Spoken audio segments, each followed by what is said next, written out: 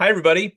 John Ann's again with Ashtonwood House Concerts, and we are just about ready to kick off our ninth season on Saturday, March 28th, here at the house, and a very, very special day and evening where we have two incredible piano and voice duos, one old and one that you're going to be seeing for the first time.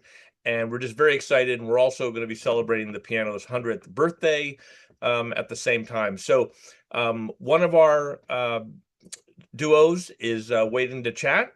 Some people that you've met before.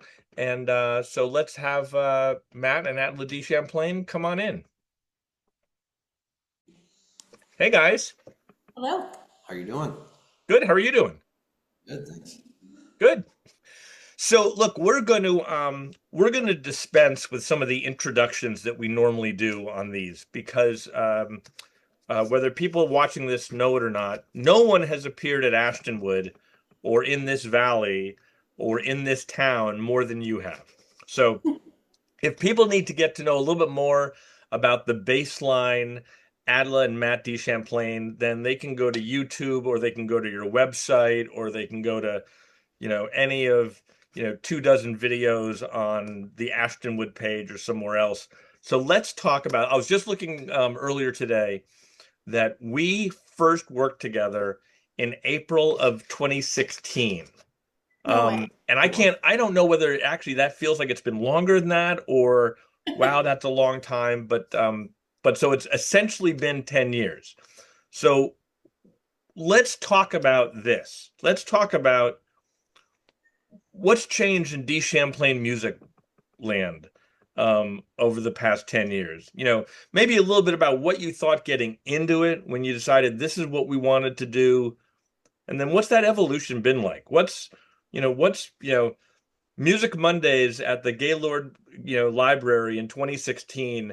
What was that? What's that like compared to what we're gonna, hear and see, um, next week? Um, to answer the part about what's changed in the last 10 years, I think we've both grown our repertoire slightly. And, so there's a lot more music that we're both aware of now and that we have added to our repertoire. And your piano, I believe this is the centennial of it It this it year. is 100 years old according to my my serial number and notes. Yes. Yes, so I think there's a reason to celebrate there. And we have a couple hand-picked songs, one by George Gershwin in particular, Someone to Watch Over Me, that was written in 1926 as well, that we're going to be doing our own spin on. Um, yeah, that one. Yeah, we were looking through our repertoire and songs that we love, and I didn't realize we knew so many songs from 1926. I usually think of my repertoire specifically more 30s, 40s, 50s. So I was surprised about how many songs I know from that exact year very Wow. deeply and It was a like good really year love. So it was a good year. We're going to try to bring some of for those back. songwriting. But as far as how the evolution has gone, 10 years ago, we were childless and had no idea how much free Right. time we had. No, but I think having kids has been maybe the best thing that ever happened to my music because it just brings, more dimension to your life, a different dimension to your life. And I don't know how to say it, but it's just like I used to worry a lot. I used to worry about every note I sang and the repertoire that I chose and blah blah blah. And when you have kids, most of your worries go to them. Yeah. So I think it's made me actually enjoy music in a different way because the stuff that I worried about, which is really non-consequential, and maybe this would have happened even without kids, just growing up a bit. But I don't have time for that anymore. And so I think I actually enjoy singing more now because I'm not focused on those tiny bits. But also, the older you get with every day and every passing year, you trust yourself more. So, and that's a huge part of improvised music is trusting your skills and when you sit in that trust, when you kind of like embody that trust, it helps you just listen more. So I feel like Matt and I have gotten better at performing duo because certainly relaxing and listening to each other is super important. And it's easier to do when you're not worried about all these tiny little nitpicky things and you can kind of enjoy and explore the music better. Yeah. So, so let's talk about kids, not your kids, but you guys are also educators, Mhm. in the jazz and music world. How has how has that changed, your approach to, or the things that you like, or the things that you thought you knew? I mean, has being a teacher of the music, has that impacted your performance, or the things that you do either on stage or at home? Oh, yeah. Um, I mean, the students listen to a lot of music that I would never encounter it. You know, they're a completely different generation. I actually do a lot of academic advising, so I have to see their birthdays all the time. And so this new cohort of freshmen, I think, is born in 2007. So they're just on a completely different plane and interact with music much differently than I do. Like even the platforms where they look for music, and they don't have a humongous CD collection like we do, like just the small things, right? But I end up listening to probably a more diverse amount of music because of them, because they want me to hear this artist or this artist. And some of them are not jazz, some of them are jazz adjacent.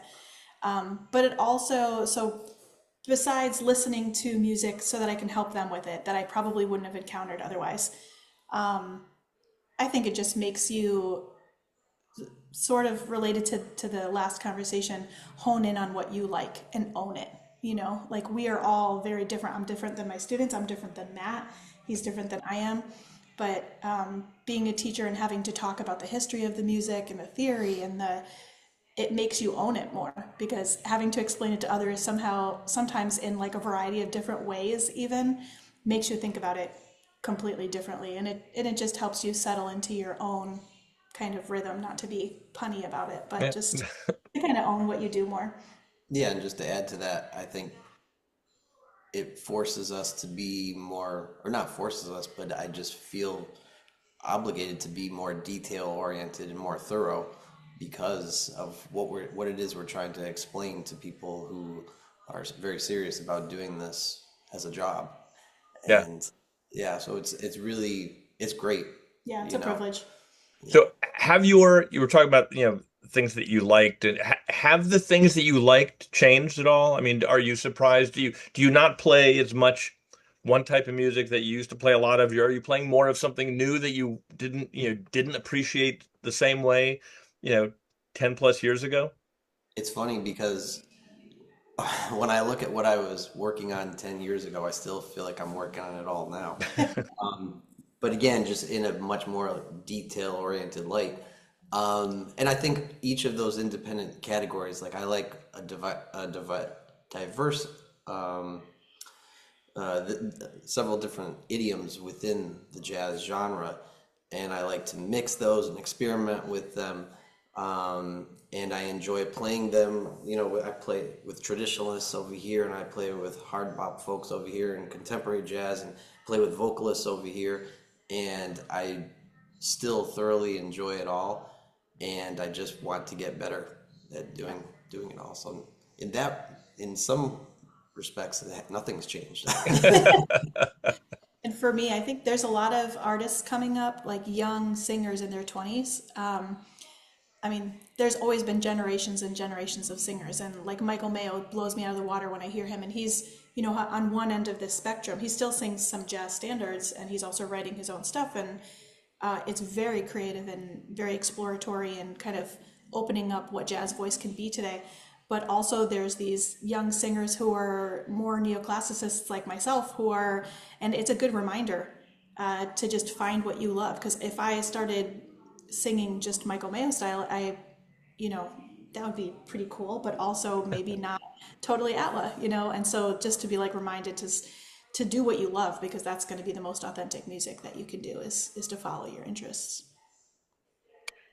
So I just quickly, you brought up CD collections, and then you also mentioned that you were surprised by how much music from 26 you remembered. I assume there's probably, so two questions. One, remind us which collection is bigger, your piano player rolls or your CDs? Well, the piano rolls, they're actually, I got rid of 700 very recently, and I have three more boxes if you know of someone that's looking for another 700 about that. So the CD collection is almost about to outdo the piano roll collection. But only because you've cut the piano roll collection down by half. I had to, yeah. We're running out of room. Well, not just that, but he had duplicates and stuff. So it's about cultivating a meaningful collection, things that you're actually going to use and study because we have a small home. So Under Understood. So as we said at the top, no one has been to the house at the piano or been to Ashtonwood more often than you guys are. So I don't know whether that is just incredibly comfortable, or is there any, and we don't need to use this particular venue, but I mean, when you go someplace where the people know you well, right? You know, to use the line from Cheers, where everybody knows your name, is that more pressure or less pressure when you're going to a place where people probably are expecting a lot? gigs are weird because you can Matt's about to play at this huge concert hall that is absolutely gorgeous, and there's a pressure when you walk onto a stage like that, but there's also a pressure from like the coffee house intimacy or the soiree. That's how I think of yours, is like more of a soiree intimate thing where people are kind of right up on you. They each have their own energy. But for me, and I don't think this is the same for you, but music feels like caring for people to me. Like that's how it's always felt to me, especially because it has lyrics and because you can say things about the world or about love or about heartbreak. So I appreciate the opportunity, if I'm going to be trying to sing something personal and say something personal, that I can actually see folks. Because when you get on those huge stages, you can't see anything. The lights go down and it's just a blur. So, but with that privilege and honor of being able to see people, it can kind of freak you out too, if I'm being perfectly honest. Some people have very challenging listening faces that have nothing to do with their enjoyment, but you look out and you're like, am I reaching them? Or no, so I just always remind myself, like, again, authenticity, do what you do, share what you love, be true to yourself. And the nerves are always going to be there no matter what it is. But also you and Brenna are like dear friends at this point. So being in your home and singing for you and everyone at Ashtonwood it just feels like great fun and a great privilege. Thanks. And to Well, quote, and it's again, in addition to being the piano's hundredth, we've concocted this. We've never done this before. We've actually got a double bill, which is Yeah. extremely exciting, and just a lot of talent. And so and both are duos. Um, and you had talked about that a little bit. I mean, you don't have to pick favorites here, but I assume that when you two are playing in duo, not just when you're playing in duo with somebody else, but when you two are playing in duo, I assume you feel pretty well supported, right? I would love to hear Matt's answer. uh, you're asking if I feel supported by Atla, you mean? Well, I was, but then Atla put it to you pretty point blank. Yeah. Um, that's a really good question. I don't think anyone's ever asked me that. Uh, yeah. Yes, yeah, I do. It's a different sort of support Yeah. because Say it with confidence, Matt. no, it's yes. So this sort of support that I always think of that I am when we're just playing duos, I'm acting as the rhythm section or the underpinning or the foundation for her vocals, so she can do what she does.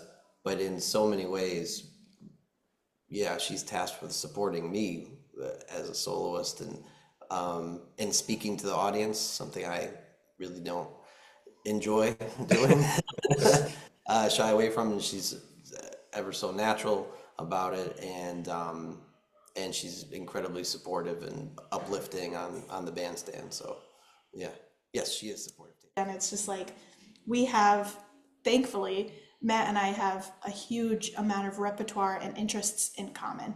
That doesn't always happen with married couples, but thankfully, I mean, we have some of the same recordings that will just bring us to our knees in a way, that are kind of extremely important to us. And that kind of thing can't be replaced by band members, not just for married couples, but anybody Right. you step on the band with, to find somebody that is like, oh, I could listen to Louis Armstrong, Dinah from what, 1933? I could listen to that every day, and both Matt and I would be stopped in our tracks. Like we would have to just stop and enjoy it because we love it so much. So that's the name of the game, whether you marry your pianist or not, to find somebody who you agree with at the core about what makes music incredible for you. Yeah. Well, we are very, very excited. Again, we've got you guys going on first again at 6 o'clock. We're going to try to sneak in a break after your set, and then Tyler Henderson and Anya Sengupta are going to go on at something close to 7:30.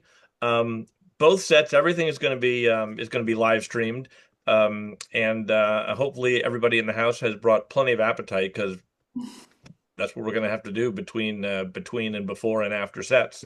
So I don't know, anything else, anything we should know about that set, or any surprises, or just you gotta tune in and show up. Well, Matt's going to try not to bloody the piano since somebody else has to play it afterwards, but you know, So we'll thank you see. for making that reference. We will have to prior to the show, I will play that. In fact, I'll make this the last one. We will play that tape, that video, one last time before the show next weekend, and just so people know what we're talking about. But again, that is the only solo piano video that clearly probably does, needs to come with an R rating and an audience, a listener warning, because that was violent. It's the only time I've ever shed blood at the piano. Yeah. Well, you've luckily you've recovered. Yes. Well, guys, thanks so much. We can't wait. Again, it's going to be Saturday, March 28th. The first set is at 6. The second set is hopefully somewhere around 7:30. But we are gonna, we'll roll with it that evening, and we just can't wait. And it's so great to have you guys back for number 4. It's sort of like it's sort of like when you hit the 5. When you've been the guest host at Saturday Night Live for the 5th time, you get like a smoking jacket. We'll have something for you guys. I'm not sure what, but Yeah. Thanks, John. all right. See you later. Thank you. Bye.